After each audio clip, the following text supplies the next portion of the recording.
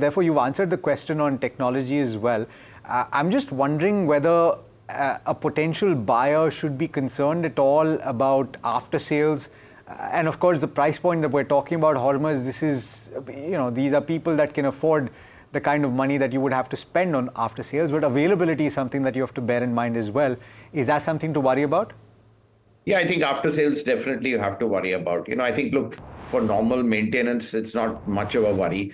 And I think one thing about Tesla, where they have an edge over the others, is in software and OTA. So I think that's where the car can just be updated, kept fresh without even having to go to a service network. But, if there's some mechanical problem or even an accident, repairing that could be a challenge in the absence of a well-established network. And again, with CBUs, that's always a problem because stocking some of the parts is not always easy. They'll have to be imported. So these are some of the challenges people could face. But, I know of many owners who brought in Teslas sort of via the gray market.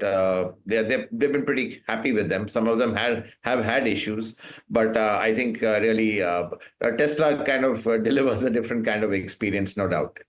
Okay, so that last point on the charging network, and incidentally, Hormadz, I know somebody who has driven an Ioniq from Bengaluru to Mumbai to Rajasthan to Delhi and back to Bengaluru. So it's possible to do in the Indian scenario if you plan it well in advance, but that fast charging network, there is no word yet.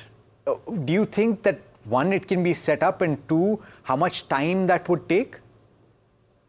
I think it'll be a challenge. One, India is a big country.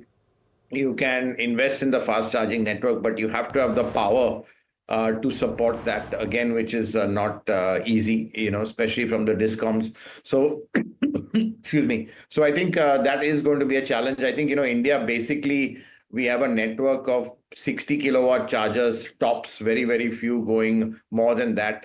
So it's a bit difficult to set up really super fast chargers, so I think that is going to be a bit of a challenge.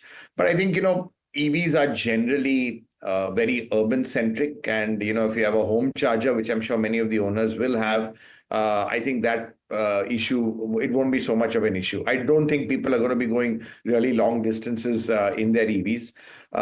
So I think, as being an urban phenomenon, I think, that it won't be so much of an issue. But again, as I said, that could be a differentiator. It gives you that extra peace of mind knowing that you have a dedicated charging network.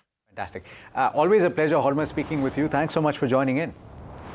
Thanks, Alex.